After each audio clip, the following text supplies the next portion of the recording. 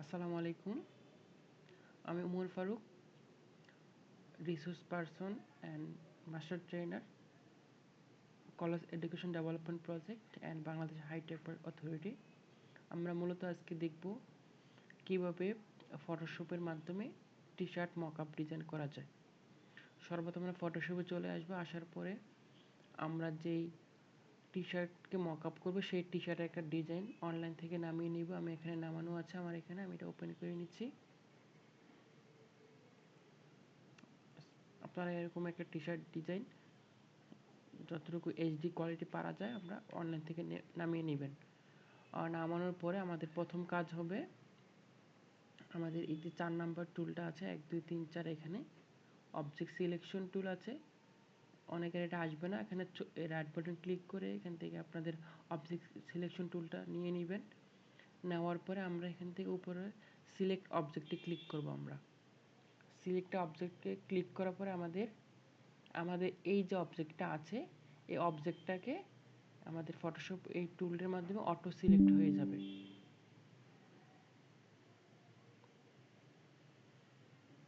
একটু সময় নিবে, যার প্রসেসর অনুযায়ী লোডিং নিবে। এই যে আমার কিন্তু কি হয়ে গেছে, আমার যখন আমি মাউসটা আমার টি শার্টের উপরে আনতেছি আমি দেখতে পাচ্ছি আমার এটাকে সিলেক্ট করে নিয়েছে। আর অন্যান্য টুলের মাধ্যমে সিলেক্ট করা যায়, এদিকে আর অনেক টুল আছে, ল্যাসো টুল, ম্যাগনেটিক ল্যাসো টুল, অনেক টুল দিয়ে করা যায়, বাট এটা দিয়ে খুব সহজে করতে পারবেন, খুব দ্রুত। করার পর আমাদের কাজ হবে এটাকে আমরা আমাদের ব্যাকগ্রাউন্ডটা চেঞ্জ করতে হবে। এটাকে লেয়ার মার্কস করে আমরা ব্যাকগ্রাউন্ডটা চেঞ্জ করে ফেলবো। এইখানে আসার পরে দেখেন আমার লেয়ার যে প্যানেল আছে আমার এখানে একটা চিহ্ন আছে, অ্যাড এ মার্কস চিহ্ন, এখানে আমরা ক্লিক করব। মার্কস চিহ্ন করার পরে কী হয়েছে, আমার যে ব্যাকগ্রাউন্ডটা হয়েছে ওই ব্যাকগ্রাউন্ডটা চেঞ্জ হয়ে আমার ব্যাকগ্রাউন্ড ট্রান্সপারেন্ট হয়ে গিয়েছে। এখন আমরা এটাকে একটা কালার দিব, ব্যাকগ্রাউন্ড কালার দিব। তার জন্য আমাদের পাশে যে অপশনটা আছে অ্যাডজাস্টমেন্ট লেয়ারে ক্লিক করে যে গোলাকার চিহ্নটা আছে এখানে দেখা যাচ্ছে, রাইট বাটন ক্লিক করে আমরা এখান থেকে সলিড কালার থেকে আমরা একটা কালার আপাতত দিয়ে দিচ্ছি। ওকে, একটা কালার নিলাম। এখন আমার কালারটা দেখা যাচ্ছে না কেন, টি শার্টটা কোথায় হারিয়ে গেল? কারণ আমার এখানে লেয়ারের কিছু ইস্যু আছে। আমার কালারটা আমি এই লেয়ারটা উপরে আছে, আমার টি শার্টটা পরে গিয়েছে নিচে। আমার এখানে সিলেকশন টুল আমি নিয়ে নিলাম, প্রথম টুলটা। যে কোনো কাজ করার পর আমাদের যে মুভ টুল আছে প্রথম যে টুলটা, ওই টুলটা আমরা নিয়ে নিব। এরপর আমাদের লেয়ারটাকে উপরে নিয়ে যাব, অর্থাৎ আমার ব্যাকগ্রাউন্ড যে লেয়ারটা আছে এটা আমি নিচে নিয়ে যাব, টি শার্টটা উপরে নিয়ে এভাবে ধরে ড্রাগ ড্রপ করে আমরা উপর নিচে করতে পারবো। ওকে, এরপর আমাদের কাজ হবে এই যে টি শার্টের উপরে আমরা একটা ছবি বা কিছু লগো আমরা এসে এটাকে বসাবো। তার জন্য আমাদের কি করতে হবে, আমরা ফাইল থেকে আমরা দুইভাবে করতে পারি, দুইটাই দেখাচ্ছি আমি।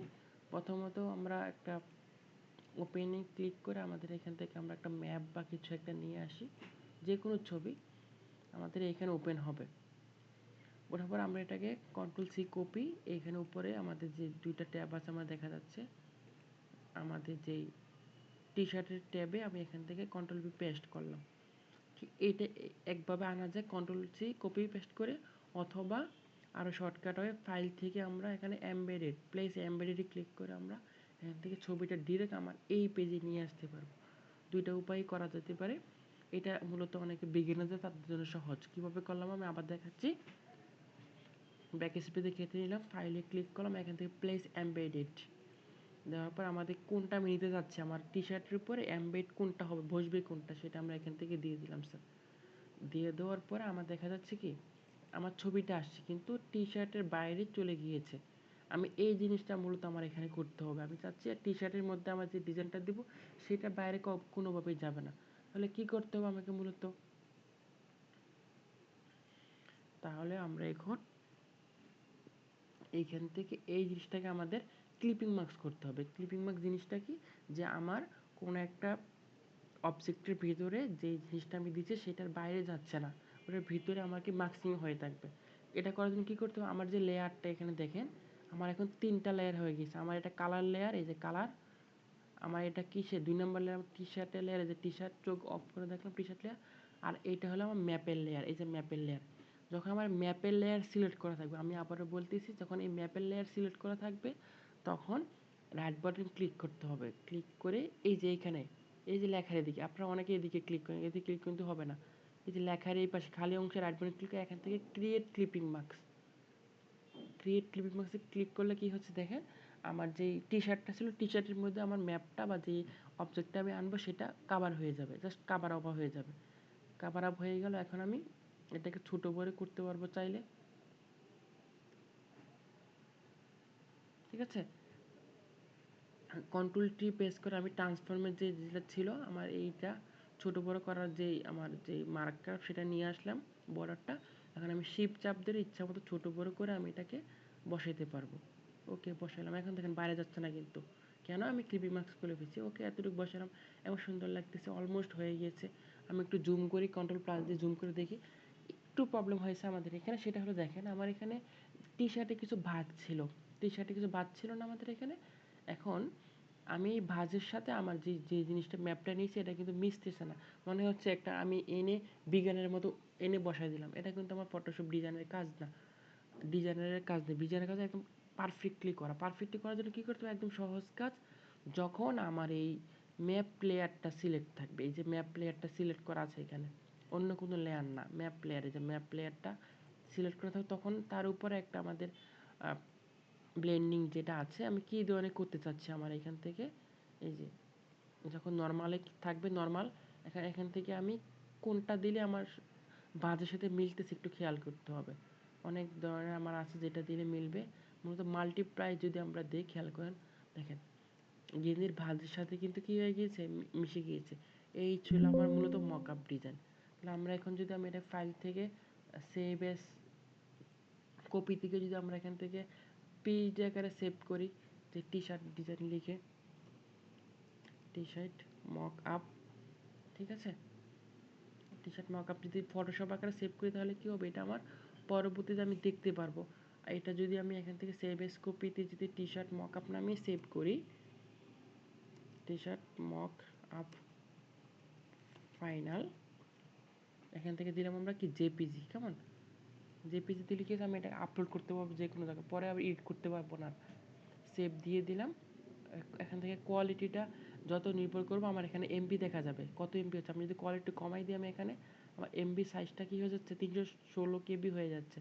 আমার ওই অনুযায়ী আমি যতটুকু দরকার লাগবে অনুযায়ী ওকে করে দেবো, দ্যাটস ইট। এখন আমি যদি চলে আসি কোথায়, আমি যেখানে ফাইলটা সেভ করেছি, কোথায়, ডেস্কটপে সেভ করেছিলাম ক্লাস 1 মধ্যে, এই দেখেন আমি দেখাচ্ছি, মেবি এখানে সেভ করেছি। এই যে আমার জেপিজি আকার ছিল এটা টি শার্ট ফাইনাল মকআপ, এই যে জেপিজি, এটা একদম ছবি দেখা যাচ্ছে, ডাবল ক্লিক করলে আমি এটাকে জেপিজি আকারে দেখা যাচ্ছে, ঠিক আছে না। এবার আমি চাইলে এটাকে যে কোনো জায়গায় হোয়াটসঅ্যাপ বা কারোর মাধ্যমে এখান থেকে যেভাবে আমরা পাঠাতাম সেভাবে আমরা পাঠাতে পারবো, দ্যাটস ইট।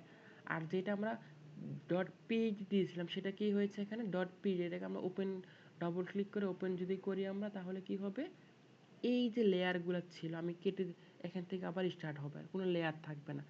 আমি যদি এইটাকে ওপেন করি, দেখেন কীভাবে, ফাইল থেকে যদি ওপেন করি, ফাইল ওপেন, কোনটা, এই যে টি শার্ট মকআপ, এটার কিন্তু কোনো লেয়ার নাই, কারণ আমার এটা জেপিজি হয়ে গিয়েছিল, এখানে আমার রইলো ডিরেক্ট চলে আসছে এখানে, কারণ আমি এটা কোনো লেয়ার থাকবে না। কিন্তু আমি যখন আমার ওইটা যখন আনবো, কোনটা, পিএইচডি ফরম্যাটে, যে পিএইচডি ফরম্যাটটা আমি এখন ওপেন, এখান থেকে যে পিএইচডি ফরম্যাট যখন আমি আনবো তখন দেখা যাচ্ছে কি আমার লেয়ারটা চলে আসছে। এখন আমি লেয়ার আবার চাইলে এখান থেকে কালার ব্যাকগ্রাউন্ড চেঞ্জ করে অন্য কালার দিয়ে আমার যেটা লাগবে আমি ইচ্ছা মতো দিয়ে আবার এখান থেকে অন্য ছবি বসিয়ে এমবেডেড করে, ঠিক আছে, আমি কাজ করতে পারবো। এটা হলো গিয়ে আমি সবচেয়ে সহজ পদ্ধতি আমি দেখালাম। ধন্যবাদ সবাইকে। আপনারা যদি চেষ্টা করেন ইনশাল্লাহ আরও ভালো ভালো ডিজাইন তৈরি করতে পারবেন। ধন্যবাদ সবাইকে। সবাই ভালো থাকবেন। শুভরাত্রি।